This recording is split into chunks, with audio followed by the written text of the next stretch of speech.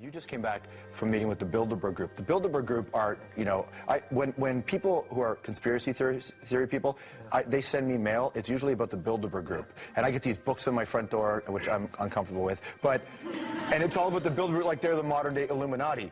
Are you a member of the Bilderberg Group? I don't think we're supposed to talk about this.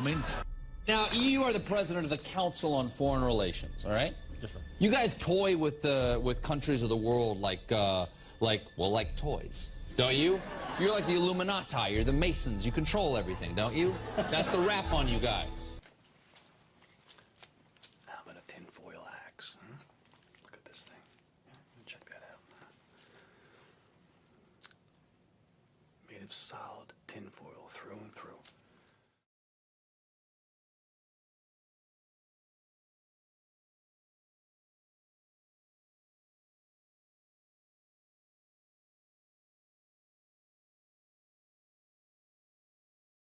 It's good to be back at the Council on Foreign Relations. As Pete mentioned, I've been a member for a long time and was actually a director for some period of time.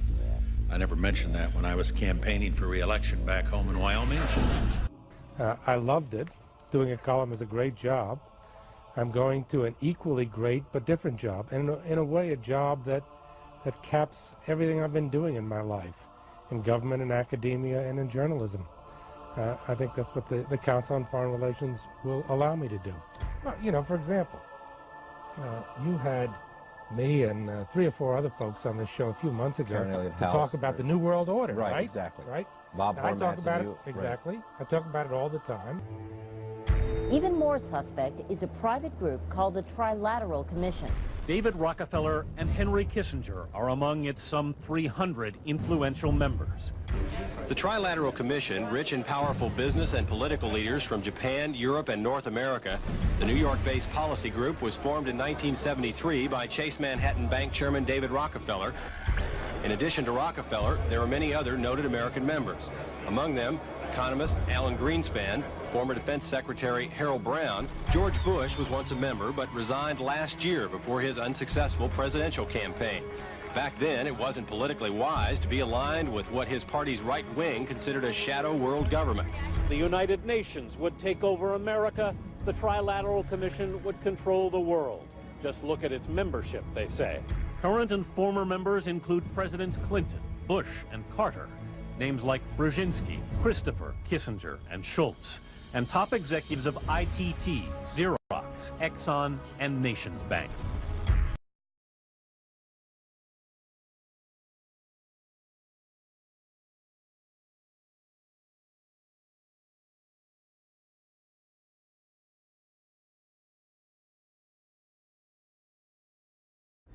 Well, the reason I bring it up, if you've ever heard any of our call-in shows, you know that we have people that think about the conspiracy theories of people like you. You would be a poster child for these people because you have served on the board of the Council on Foreign Relations. You helped start the Trilateral Commission, and you've been to the Bilderberg Group. Are people too close in this world? People in business too close to the governments? Well, you know, there is such a thing as insidious influence. And the question is, how does it operate? Does it involve bribery? And does it involve some sort of psychological domination of individuals? But of course, in any political system, there are sort of over-the-table and under-the-table arrangements. There is a big thing that's going to happen in London at this G20, and then they're hiding it, they're camouflaging it, they're not talking about it. Coordination of international regulation. What they are going to do is to put our Fed and our SEC under the control, in effect, of the IMF. What it really is putting the American economy under international regulation. Yeah. And those people who have been yelling, oh, the UN's going to take over global conspiracy government. Theorists. They've been crazy, but now... How'd you get here, by the way?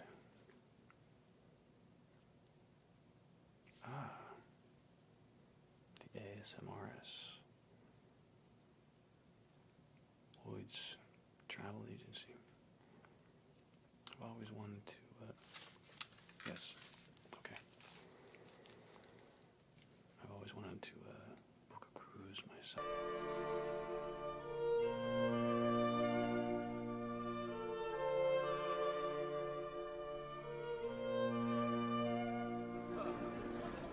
Those weapons of mass destruction got to be somewhere.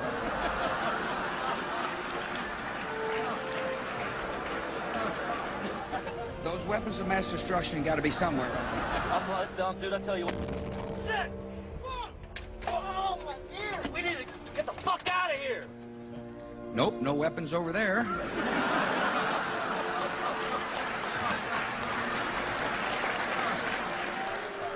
Those weapons of mass destruction got to be somewhere. Nope, no weapons over there. Maybe under here. Oops, this photo wasn't supposed to be in here. This is a Skull and Bone secret signal.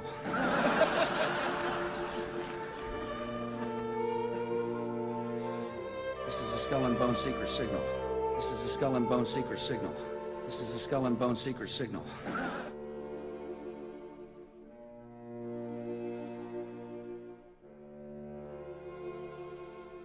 Become something like a god. You might be surprised to learn the founders had a similar idea. There is a painting in the Capitol. Yes. Tell me about it. Well, it's a painting that I was shocked to find was there. I said there was a painting called The Apotheosis of Washington. Apotheosis meaning the God-making of Washington. George Washington becoming a god. It seemed almost irreverential. It was like, how can a man become a god? But it really, to my eye, and to other historians' eye, catches this concept of the power of man. Again, can you imagine anyone putting forth that notion of politicians as gods? Right. Here we are in the 21st century. Well, you'd be run out of town. You'd be run out of town. There was a statue of George Washington that sat in the Capitol. He was unclothed. It was a model of a statue of Zeus. It was George Washington as a god. Right.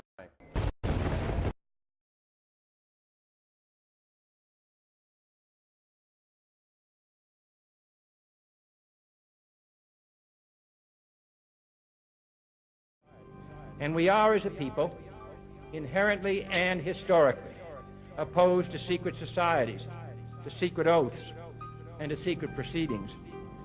We decided long ago that the dangers of excessive and unwarranted concealment of pertinent facts far outweighed the dangers which are cited to justify it.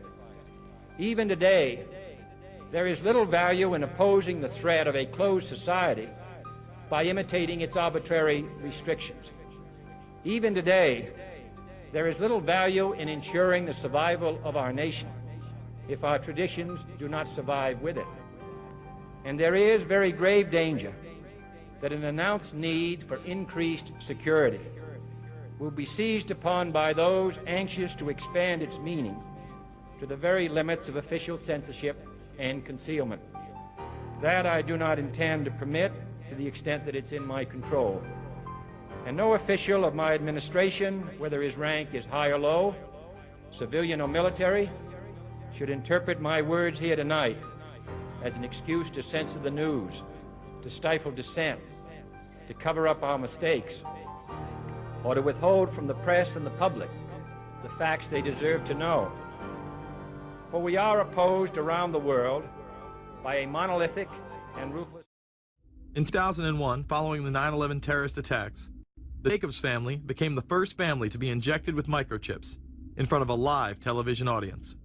We're a Florida family who are really pioneers in a brave new world. They have volunteered to be the first ever to have microchip identification devices implanted into their body. After 9/11, I was really concerned with the security of my family. In 2004, the FDA approved the use of RFID technology to be implanted into human beings.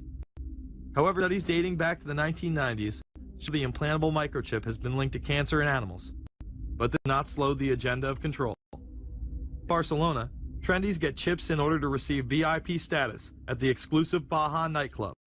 A simple swipe of the arm gets them in without a line, and it pays for their drinks too. The Mexican government also chipped employees for security measures in 2004. We're interested today to hear that more than 100 law enforcement officials in Mexico are having microchips implanted in their arms. The chips allow a person to be scanned, sort of like a cereal box at the supermarket checkout.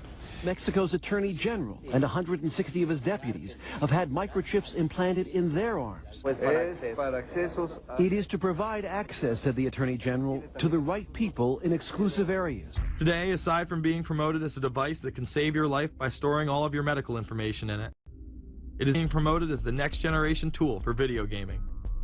Sega developer Yu Suzuki plans on developing gaming technology using implantable RFIDs.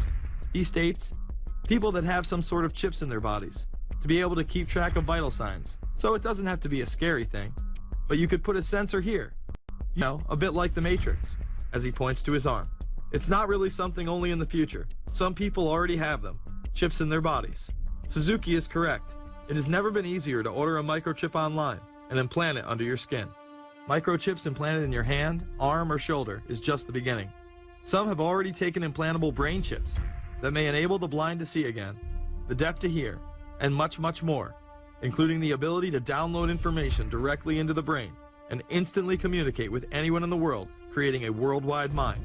It's very interesting that the way that the New World Order is going is moving towards a system that is identical to that, whether it's going to be an implantable microchip, an RFID, a thumb scan, whether it's going to be some sort of a tattoo. Imagine a planet where every human being is required to be chipped at birth. This would be the final tool implemented in a command and control world government system in which the elite rule the masses with total control of their lives. This is, of course, a terrible predicament for those of us who are convinced that this system is slowly but surely destroying this country and has to be changed. But we can't count on the elected presidents to do it, and we can't count on the elected Congress to do it.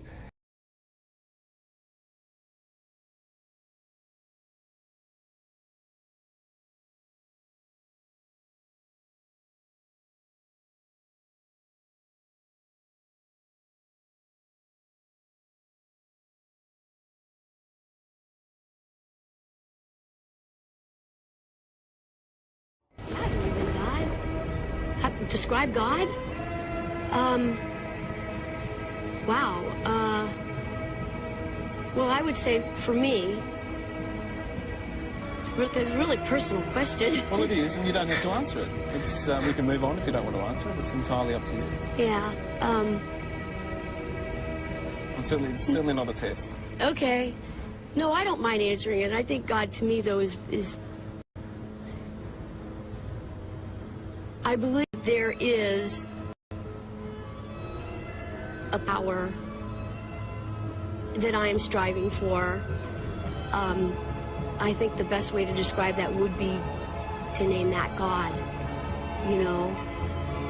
And ideally, I would have to say that I am striving to be that.